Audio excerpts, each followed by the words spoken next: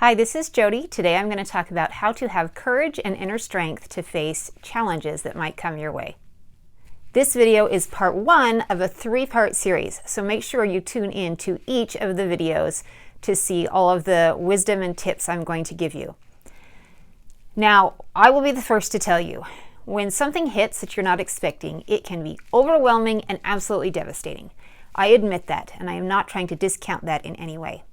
But the first thing you need to do when something strikes is that you need to take control of the things that you can control.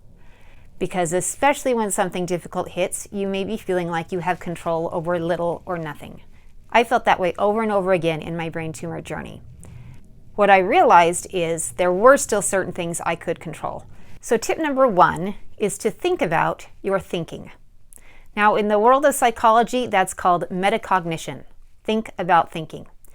But in the terms of how it can help you and how it can help me in dealing with challenges, what it means is you are taking control of your most important asset, your mind. So think about the way you are processing things. Think about what thoughts you are allowing into your mind. That doesn't mean you're going to be perfect at it. It doesn't mean that you will be able to banish every negative thought or negative outcome.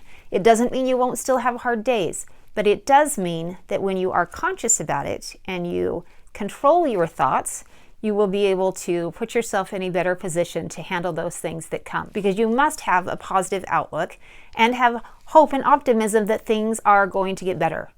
You have to know that this situation, no matter what it is temporary. It is not going to stay like this.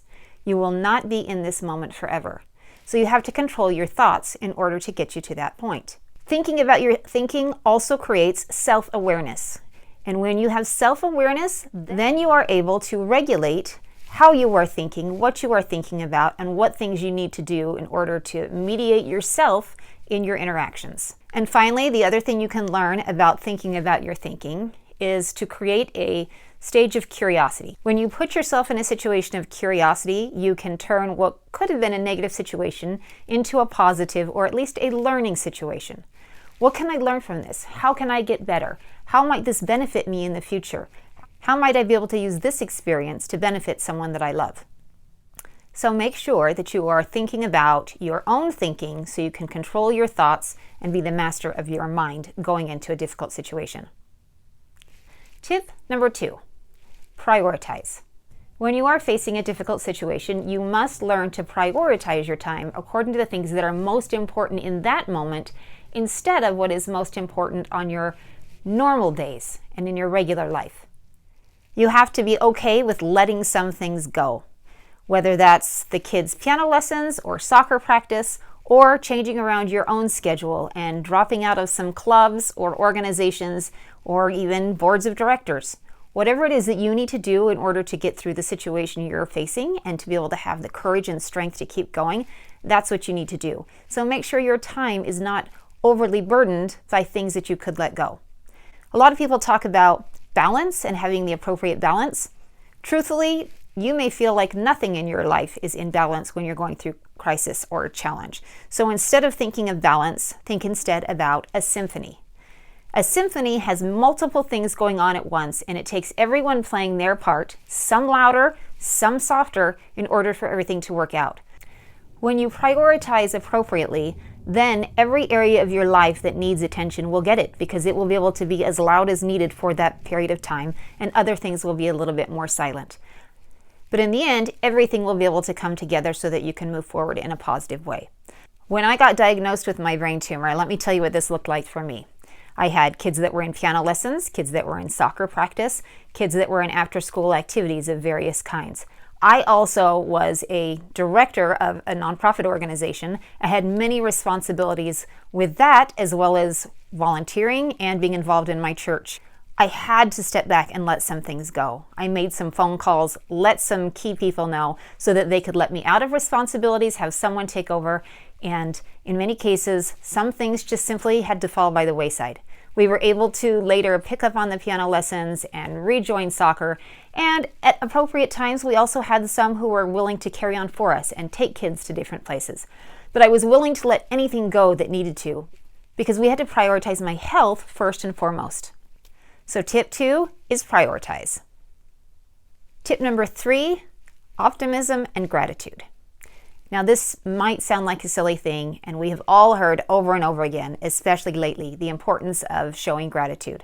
Everyone has gratitude journals. They talk about having gratitude on a normal basis. But here's what I can tell you from personal experience. You've got to have a positive attitude, and you have to be able to see a way forward. You have to be able to be hopeful, to know that you're going to get through this. And part of being hopeful is also acknowledging where you are and the good things that are happening in the moment. It might be hard to find something good in the moment when you're in a hospital, but I promise you there are things that are positive.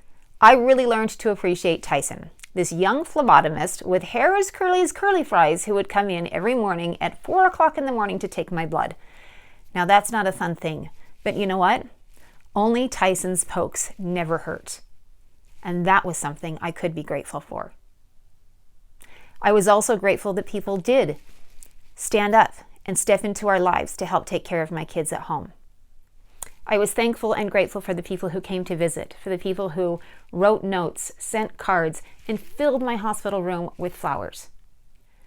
So I encourage you to make sure you find opportunities to be grateful and to express gratitude. When I was a kid, I used to think that the word gratitude was actually a contraction between the words great and attitude. Now that might sound silly, but that's what I believed, that when you had a great attitude, that combined to make gratitude. Well, that's kind of true, because when you have a great attitude, you are able to find things you can be thankful for in the moment. But finding things to be thankful for is actually not enough. You really need to be able to express that gratitude. So I would challenge you, when you're having a hard time, that's when it's most important to pick up your phone and send a text message, to make a phone call, to write a card or a note, or simply let someone know that you are grateful for what they have done. Otherwise, they may not know, and you might not get the chance to express it at a later time. So tell someone when you're grateful for them. This actually also helps improve your overall mental health. It has been shown in many studies that expressing gratitude on a regular basis helps people feel more positive, more optimistic, and have greater well-being. So tip number 3 is make sure to be optimistic, have hope, and always show gratitude. In the next video, I'm going to give 3 more tips for how to have strength and courage during times of struggle and challenge. So make sure to tune in to part 2.